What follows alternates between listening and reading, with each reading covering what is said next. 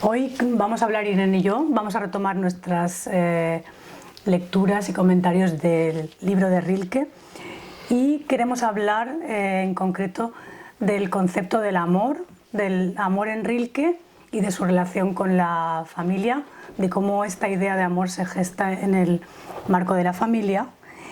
Y también tocaremos o cuestionaremos, digamos, un axioma que es bastante tabú, que es la idea del amor incondicional de los padres.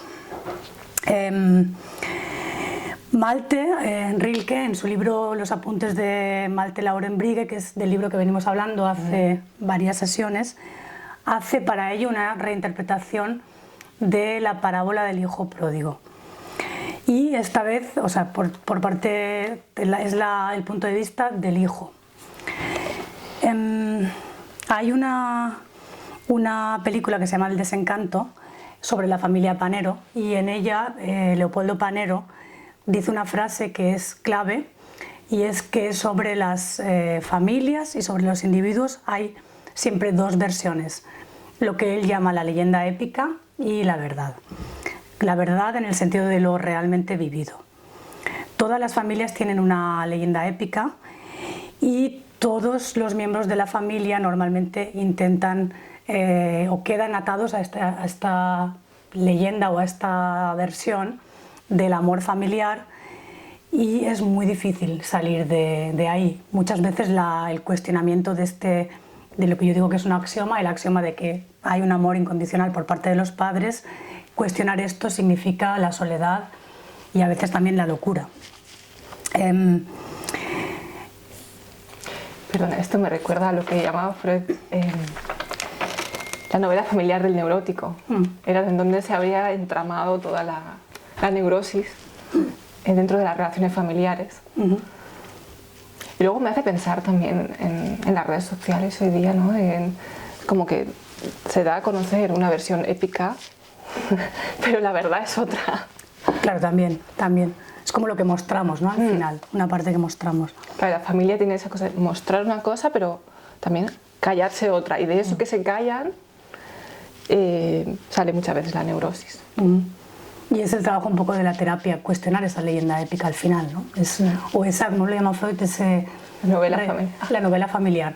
Porque creo que Panero también le llama épica porque las familias igual cultas o que tienen un acceso a un lenguaje y a una capacidad de sublimación poética, creo que todavía puede ser que haya más distancia entre el relato y la realidad. Más abstracto. Sí, más abstracción.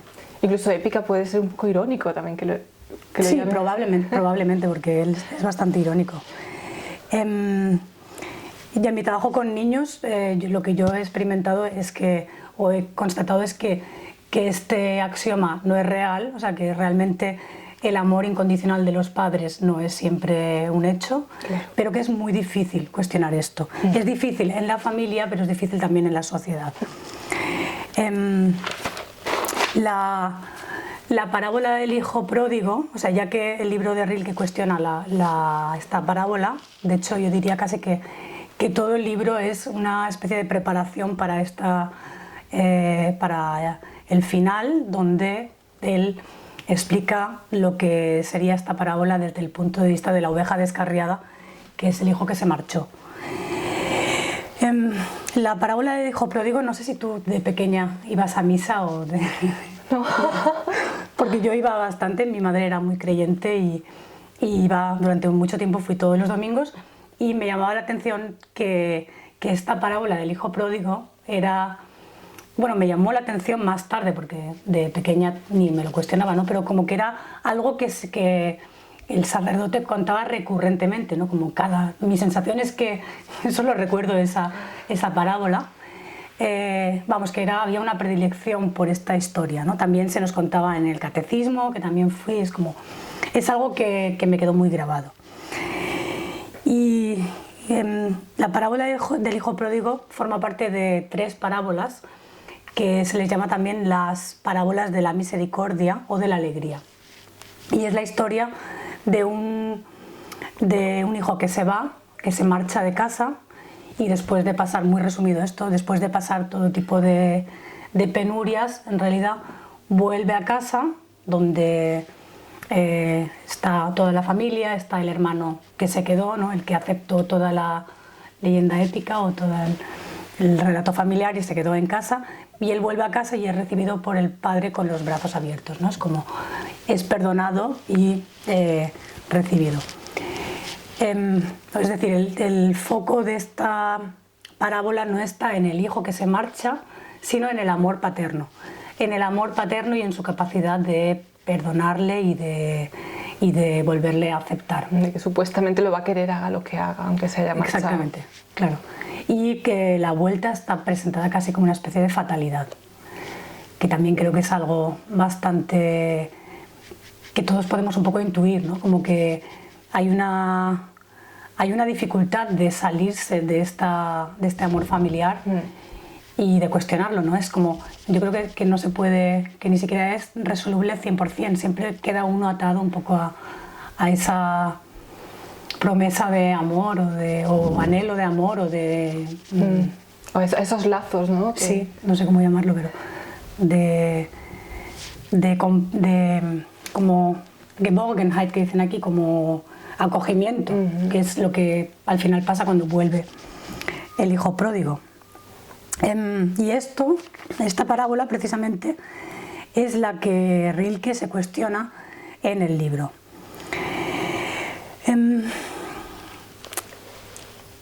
¿Quieres decir tú algo? Sigo. Un momento. Sigue. Podría decirse que Rilke, a causa de o sea, es importante decir que vamos a hablar de la idea de amor, pero que cuando hablamos del amor en Rilke estamos hablando de una idea muy concreta, ¿no? La idea que tiene Rilke del amor, que tiene que ver con su propia experiencia familiar también. O sea, que no es extrapolable a todo el mundo, aunque puede haber mucha gente que se sienta identificado con esa forma de entender el amor, ¿no? Y la dificultad a la hora de amar también. Porque el personaje, el libro, estamos hablando al final de una novela, ¿no? No estamos hablando de su biografía, pero es una novela altamente biográfica. Y lo que le pasa al personaje es que parece ser que desde el principio está incapacitado para el amor, porque ya su historia de ser amado empieza con un gran malentendido, ¿no? Que es el malentendido de una madre que es incapaz de diferenciarlo y de distinguirlo y de quererlo como persona individual y lo confunde constantemente con su hermana. Y aquí igual podíamos leer el fragmento de Sophie, o sea, el fragmento en el que se habla de esto, que yo tengo marcado que está en la página 83. ¿Quieres leerlo tú? Sí. Espérate, que es que te lo pasé. Lo tengo aquí. Si no lo contamos, yo más o menos me acuerdo. Sí. ¿Prefieres que lo contemos o lo leemos? ¿Cómo que lo tienes ahí? Sí, está aquí. Aquí. Vale. Y solo cuando. Vale. Dice, y solo cuando estábamos completamente seguros de no ser molestados y al exterior caía la noche, podía ocurrir que nos abandonásemos a recuerdos comunes que nos parecían a los dos muy antiguos y de los que sonreíamos, pues desde entonces los dos habíamos crecido. Recordábamos que ya había habido un tiempo en el que mamá deseaba que yo fuese una niñita y no este muchacho que Dios mío sí tenía que ser. Y había adivinado esto, no sé cómo, y había tenido la idea de llamar alguna vez por la tarde a la puerta de mamá. Cuando ella preguntaba entonces quién estaba allí, me gustaba decirle desde fuera, Sofía, disminuyendo tanto mi voz que me cosquillaba la garganta. Y cuando después entraba, con mi vestidito de casa, con las mangas enrolladas, que parecía casi un vestido de niña, yo era sencillamente Sofía, la pequeña Sofía de mamá, que se ocupaba del arreglo de la casa y a la que su mamá tenía que trenzar una coleta para que sobre todo no hubiese confusión con el feo Malte si volvía alguna vez. ¿Sigo? Bueno, todo hasta ahí. Hasta aquí. O sea que terrible, ¿no? Que la madre ya le ha asignado un papel, el papel de la hija que ella habría deseado tener, que eso está cargando sobre él y que él asume, supongo se vea forzado a asumir el rol. Claro, que él lee las expectativas, porque es interesante como él lo cuenta y como él lo va contando más adelante y como él habla del amor como algo, como una especie de expectativas en el otro que el amado tiene que cumplir, ¿no? Y aquí él ya está leyendo las expectativas de la madre que desea a esa hija perdida y entonces lo suple, ¿no? O sea, él interpreta ese papel porque entiende, supongo que es pequeño y entiende que es una de las formas que tiene o de las pocas capacidades que tiene para recibir ese cariño de la madre, ¿no? Que le hace las trenzas y que habla con él, pero claro, es a costa de su identidad, ¿no? En ese momento él tiene que abandonar la identidad y dedicarse a fingir ser quien no es, ¿no? Que además es una niña. Y este es un tema interesante, porque Rilke perdió a una... Bueno, no perdió, la madre perdió a una niña antes de que naciese él, ¿no? Y hay varios personajes así, Dalí, por ejemplo, ¿no? Que han tenido historias similares y que cuentan de alguna manera en su arte, en sus biografías, en sus relatos, lo que es esta sensación de no ser... de que el amor o como de no ser vistos, de no ser reconocidos por sí mismos, ¿no?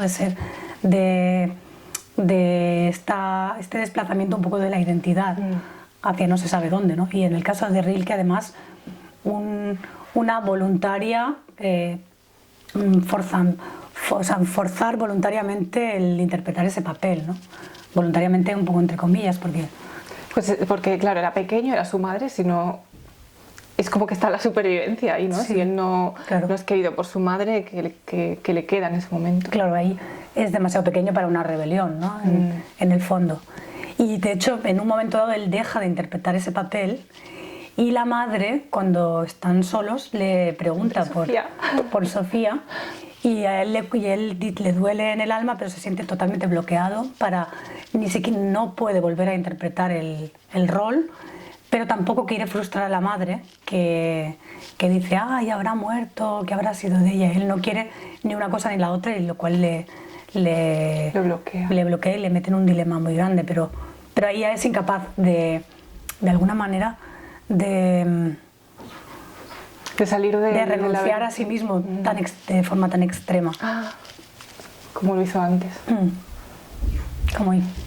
Claro, supongo que es una dinámica que en este caso es con el deseo de que sea una niña, pero se debe dar con miles de ejemplos entre padres e hijos y entre parejas.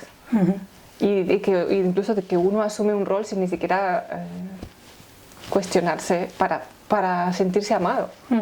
Como de expectativas, ¿no? Que habla él mucho de las expectativas que los padres tienen sobre los hijos al final, ¿no? Que en el caso de Rilke y en este ejemplo es extremo porque es la expectativa de que fuese otra persona muy concreta además, y además de otro género, pero que en realidad puede ser cualquier tipo de expectativa, ¿no? Como que sea exitoso, o que sea un artista, o que sea cariñoso, que sea de lo que sea, ¿no? Que sea lo que yo no llegué a ser. Claro, exactamente. Que sea lo que mi padre deseó de mí, pero que yo no llegué a ser. Es como que se va transmitiendo la frustración de generación en generación. Y que hay como una especie de resistencia innata a no hacer lo que se espera de uno, ¿no? Creo yo. O sea, como de alguna manera, y eso es lo que más tarde Rilke llama que es la fuerza que tiene el individuo, ¿no? A no ser lo que se espera de uno mismo. Pero claro, ¿cómo escapar de ahí, ¿no? ¿Cómo escapar de esa expectativa? Claro, en realidad con la edad que tenía ahí Malte es muy difícil. Y si lo cargas, si lo vas cargando y toda tu vida vas pensando que no lo puedes cuestionar porque te sigues sintiendo rechazado por un grupo, en ese caso la familia, se queda uno atrapado ahí. Y luego pero creo que sí que se puede bueno, eso, cada cual tiene que encontrar su camino, ¿no? Salir de ahí, dices. Salir de ahí y a veces incluso pues que salgas y que tampoco sea el drama que pensabas que iba a ser. Y luego lo que él dice, Rilke, que su fuerza es como su deseo, su propio deseo, ¿no? Como que cada persona tiene su propio deseo y muchas veces las expectativas familiares frustran ese deseo. Entonces hay que encontrar la manera de volver al propio. Exacto, de reconocerlo y de seguirlo a pesar de que pienses que puede pasar este peligro o este otro peligro. Claro. Al final, lo que para Rilke, Malte, el personaje significa ser amado, ¿no? O el amor, la idea de amor, tiene mucho que ver con un malentendido, ¿no? Es como acabas asociando la idea de ser amado porque además te dicen que te quieren, ¿no? En la familia, o se supone que te quieren simplemente porque son tu familia, y acaba asociando esta idea de ser amado con un malentendido, y a lo largo del libro lo repite mucho en diferentes situaciones, como cuando descubre ya de muy joven la libertad que hay en el hecho de irse a jugar solo y poder interpretar diferentes roles de un príncipe, de un caballero, de lo que sea, sin que ni siquiera haya ninguna expectativa, y además poder abandonando en cuanto quiera el rol, ¿no? O sea, lo que Malte descubre muy pronto es la libertad de ser que hay en la soledad, ¿no? Y es solamente ahí donde no hay nadie que espera algo de ti, donde él puede ser libre de lo que decías antes, de encontrar el propio deseo. En este caso de simplemente de ser, ¿no? Curioso, sí, que esto está muy relacionado con el juego, ¿no? Y sí, como si esas expectativas familiares, en ese caso, frustrasen el juego. Claro, porque el juego es algo no dirigido a algún fin, ¿no? Es una de las definiciones. Es un tipo de libertad sin fin y sin meta, ¿no? Claro, y creativa, exacto. Y cuando te asignan un rol y tienes que hacer ese rol porque si no, no te vamos a querer, etcétera, es como que no puedes jugar, no puedes asumir varios roles y ver cuál quieres hacer en qué momento, ¿no? Claro, y al final esta idea de que solo se puede hacer en soledad es un poco la idea que lleva a mucha gente a marcharse, ¿no? A irse. Claro, luego sería cuestión también de si realmente se puede hacer solo en soledad o puedes jugar con alguien. Bien, pues aquí igual podemos ir a lo concreto, ¿no? Porque él dice, en algún punto del libro, dice que él se propuso en un momento dado no amar para no poner a nadie en la incómoda posición de ser amado, ¿no? Como para él va tan cargado de expectativas, de malentendidos, se propone no amar y luego dice que fue imposible, que él amó y volvió a amar y volvió a amar. Pero esto, te lo comentaba antes de empezar, me recuerda a una escena de El lado oscuro del corazón, donde Oliverio se encuentra casualmente con su exmujer y tiene una conversación sobre el amor y le dice lo difícil que es amar, que dice sin que te falte el aire, y hablan de cómo...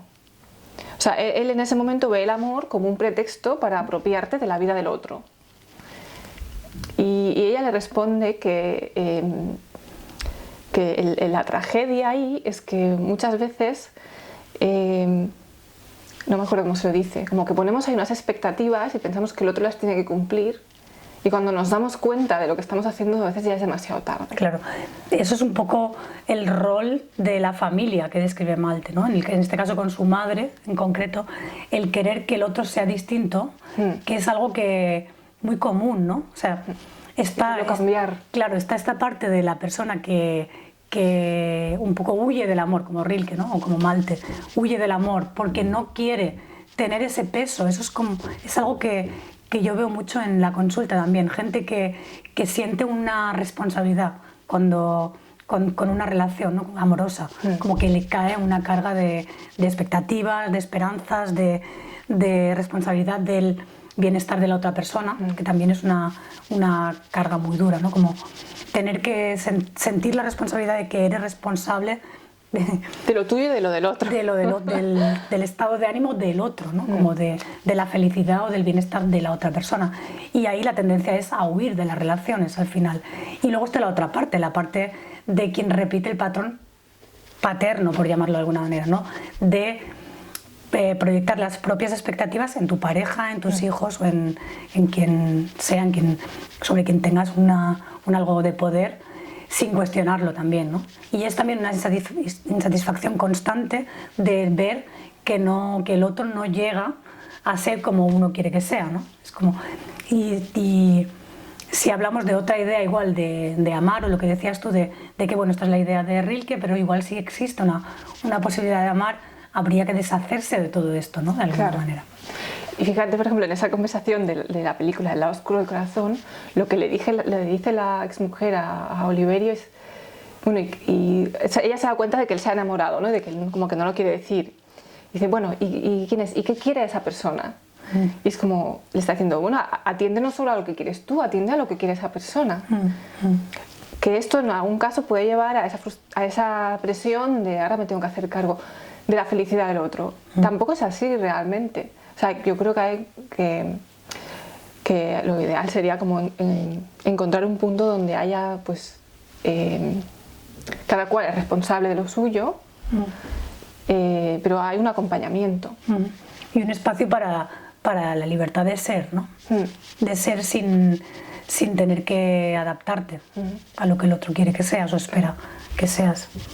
Él tiene este episodio muy fugaz, o sea, en el libro del Malte, el amor, digamos, con otra persona, o el amor real con alguien, apenas sale, ¿no? Es como, hay este episodio de que además sucede justo cuando muere la madre, justo en ese verano, él se enamora de su tía Abelón, y tienen una aventura que empieza como muy platónica, muy como un intercambio de cartas, pero que luego sí que se materializa, y pronto él se retira de esa relación también, muy pronto.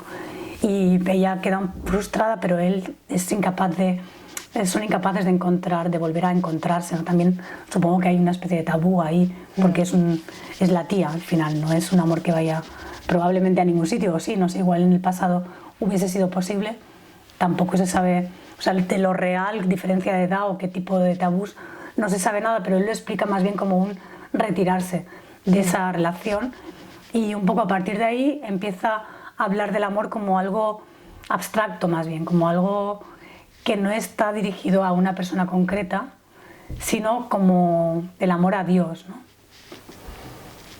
No sé si es una renuncia. Una huida, ¿no? Una huida, una renuncia o una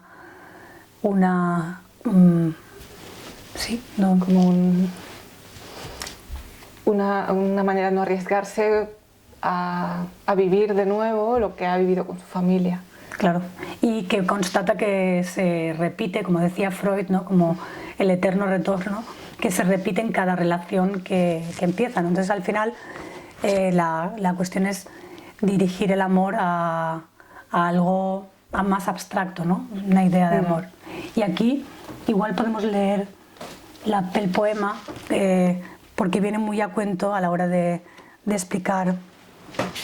Tengo aquí apuntado dónde está, 203, a la hora de explicar esa página 203.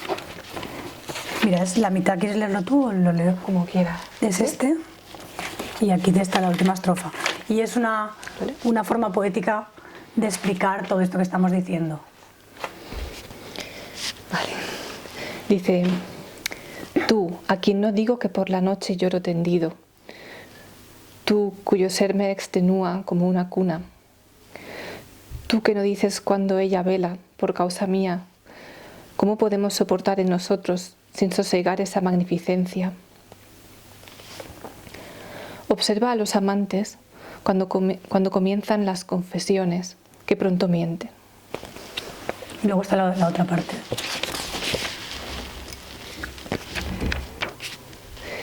Tú haces mi soledad Solo a ti puedo yo transformar.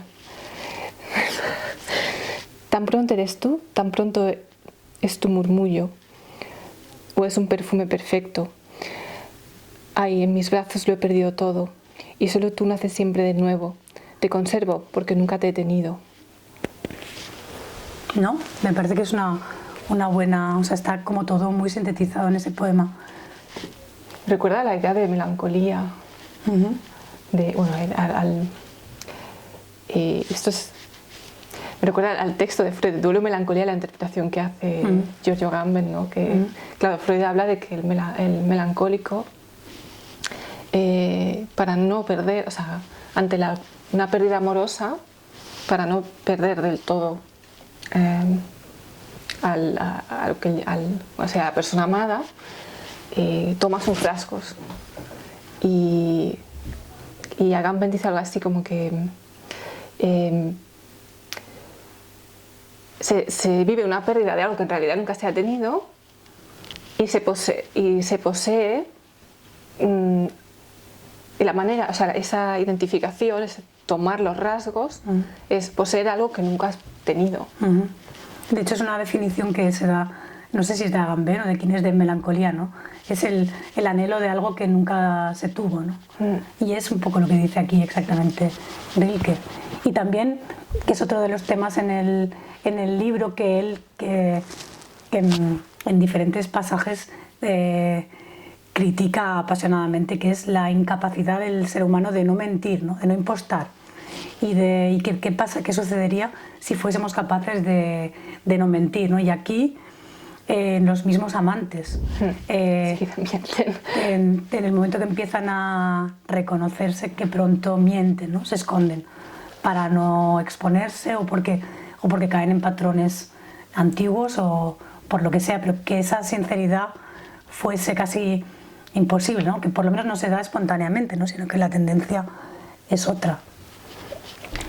Es curioso como en todo el libro sale como ese miedo a ser herido. Y es como, me retiro del amor para no ser herido y porque supuestamente voy a herir a otra persona. Y herir en el sentido casi de cargar, ¿no? De cargar de malentender. Es como la idea de Rilke del desencuentro amoroso es una idea de la incomprensión, ¿no? Del no ser comprendido. O sea, una herida del no ser reconocido como persona individual, más que otro tipo de herida, ¿no? Que tendrían otros autores, yo creo, por ejemplo, Kierkegaard, que tiene otra idea del amor muy interesante también, y ahí sí que es huir para no ser herido, me parece que de otra manera, ¿no? Y Rilke es como, yo más que herido diría no ser malentendido, ¿no? Es como... Sí. Como no ser cargado con una identidad que no es la de él. Recuerda a los pasajes del principio que comentamos en otro vídeo, que él está en París y está preguntándose, ¿y yo para qué voy a escribir a mis familiares y a mi gente conocida si yo he cambiado y no soy el mismo? Y les voy a escribir y ellos van a estar esperando que yo sea el mismo y no lo soy. No lo soy, claro. Y entonces como que está sintiéndose extraño a lo que él mismo era y no quiere que lo traten como era. Y es de nuevo el malentendido. Claro, ese es el dilema, ¿no? Y ese es el sentido, creo, de todo el libro. Al final está muy relacionado, aunque el amor apenas sale tan concretamente, pero esta incomprensión y sí, bueno, sí que sale constantemente la imposibilidad de amar y la imposibilidad de ser comprendido. Y tiene mucho que ver con lo que has dicho, o sea, este malentendido tiene mucho que ver con lo que acaba el libro, que es el malentendido general de la leyenda épica familiar y la imposibilidad, según él, de salir de ahí, ¿no? De ser reconocido. O sea, como para él el amor se podría decir que es o sea, amar significa la posibilidad muy probable de ser incomprendido y de tener que renunciar a la propia identidad, ¿no? Y ser cargado con expectativas que uno apenas puede cumplir y que no quiere cumplir. Y Y no sé si igual podemos terminar con empezar a leer un poco el final, que es lo que él llama la reinterpretación de la parábola del hijo pródigo. Y es que, primero voy a empezar a leer. La verdad es que todo el pasaje es interesante, pero vamos a cortarlo para que no se haga demasiado pesado. Voy a leer del principio.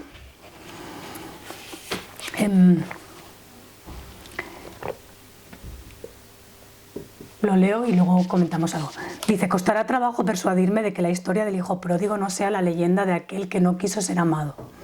Mientras era niño, todos le querían en la casa.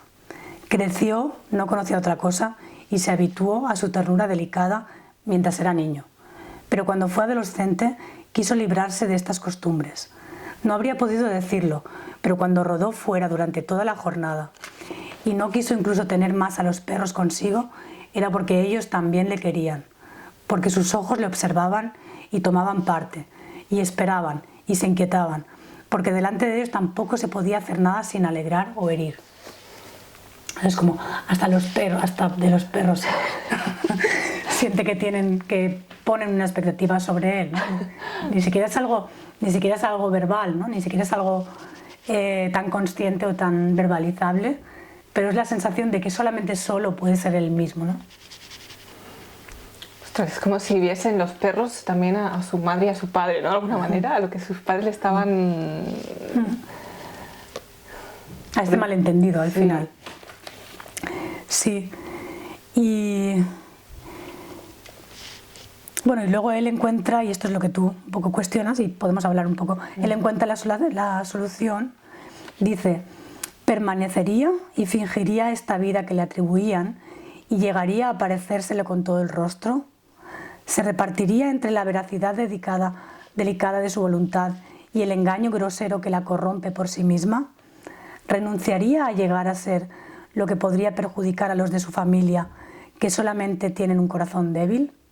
No, se marchará. Al final él decide, se plantea la disyuntiva, ¿no?, de adaptarse y renunciar a su identidad o marcharse. Es como la única opción que ve ahí, ¿no? Y las dos le duelen. Claro, también el hijo pródigo es se marcha, supongo, pronto, ¿no? Es como yo no me acuerdo exactamente ya de la parte donde se marcha, y le empiezan a pasar penurias y empieza a perderlo todo, a pasarlo mal, de forma que al final vuelve, ¿no? Pero como su vida individual comienza en realidad en el momento en el que se marcha, ¿no? Y esto me parece muy interesante también, teniendo en cuenta que somos gente que se ha marchado, ¿no?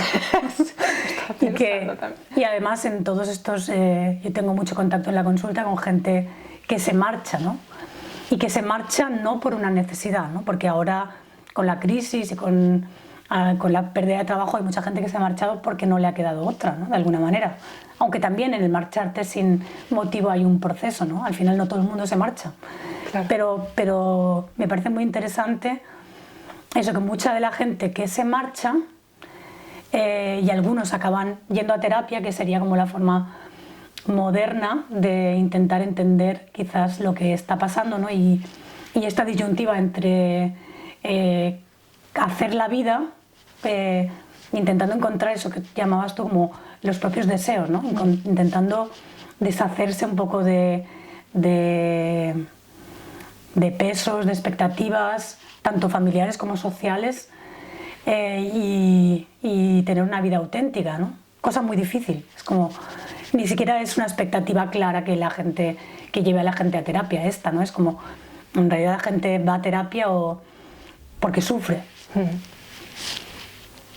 Pero en este contexto me parece muy interesante porque es un camino que se puede hacer también de alguna manera en terapia o acompañar. Al final es un camino que uno tiene que hacer solo, pero que tiene mucho que ver con esto, ¿no? Con todo, con qué hace una vida vivible y qué hace que se perciba esa vitalidad que dice en este pasaje precisamente que quedarse significaría renunciar a esa vitalidad, ¿no? Por no herir a los que esperan de uno otra cosa. que al final es como si tuviese una fatalidad, el Malte no puede escapar, aunque se vaya y aprenda cosas y aprenda a ver, parece que no consigue escapar, lo cual no tiene que ser para todo el mundo así. No, claro, es su historia, ¿no? Claro, supongo que ahora cuando comentas, la gente va a terapia porque sufre, claro, creo que muchas veces sufrimos porque hay algo que queremos hacer y justo nuestra propia, la red de expectativas familiares, entonces lo estamos asumiendo sin saberlo. Familiares y sociales, ¿no? Hay que decir, porque porque es que toda la sociedad está ya montada de una manera que todos son expectativas, ¿no? Es como ya los niños están cargados de expectativas en el colegio, de quién tiene que hacer qué, quién tiene que estudiar, qué hay que estudiar, qué hay que hacer algo útil, ¿no? Para la sociedad. Es como todo eso va en contra de jugar, ¿no? Lo que decías antes. Es como algo ordenado, ¿no? Algo impuesto. Y claro, todo eso va o sea, hay por un lado que hay como un ordenamiento, además hay como, al menos en la sociedad actual, hay como una exigencia a veces de definirse y de tener una identidad. Incluso la gente quiere tener una identidad.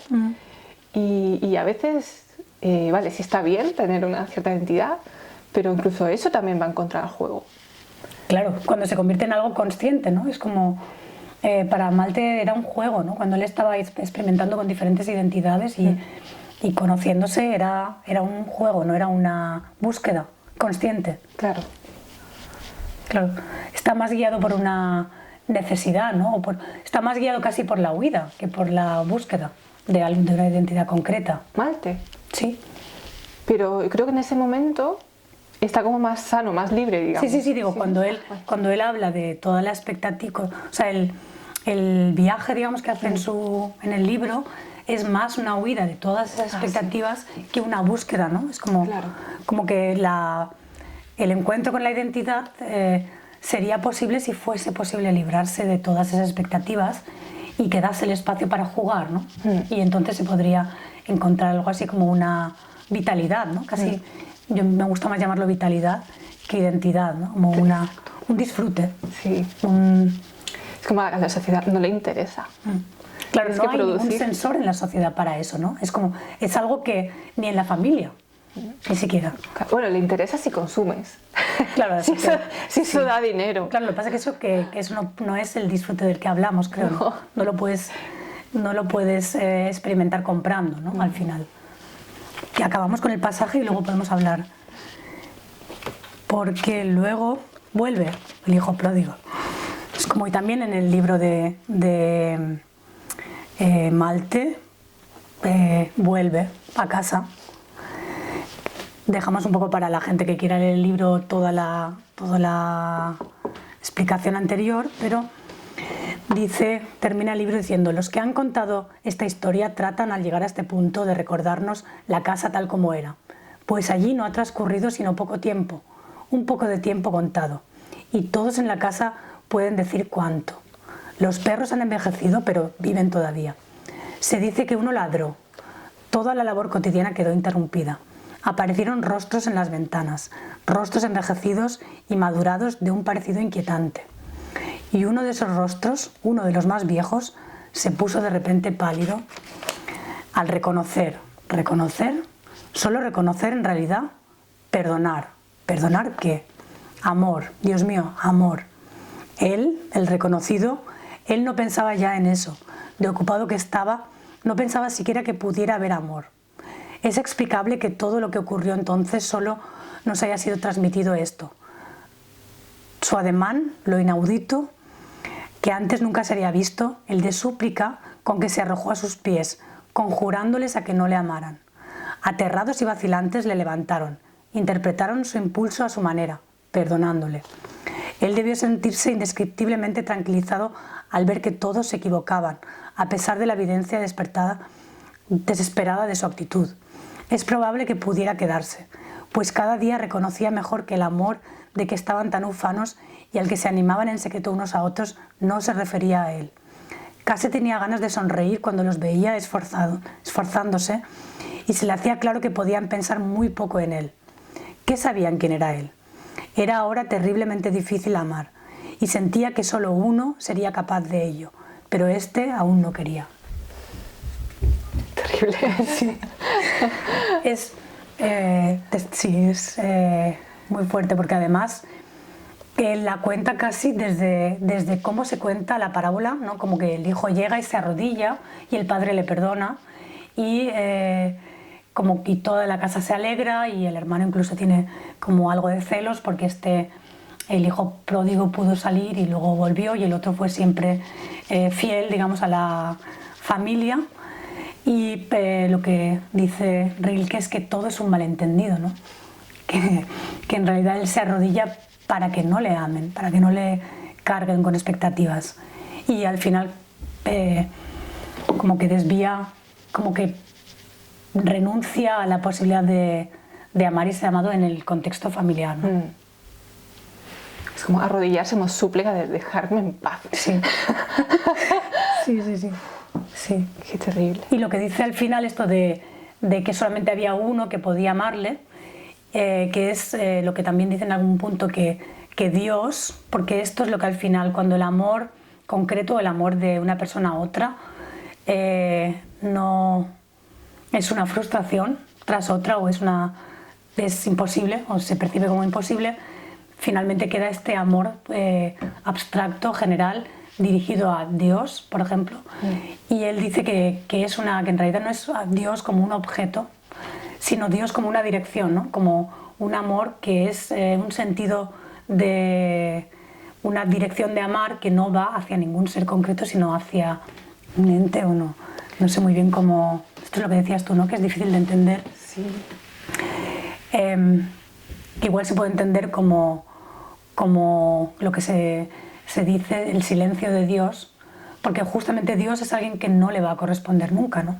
O que por lo menos de momento no está preparado y no le corresponde, en el que se pueden proyectar todo tipo de expectativas, porque no es un objeto en el que se pueden intentar no proyectarlas, pero que nunca va a responder. Y ese silencio en Rilke simboliza, creo yo, la única posibilidad de amar.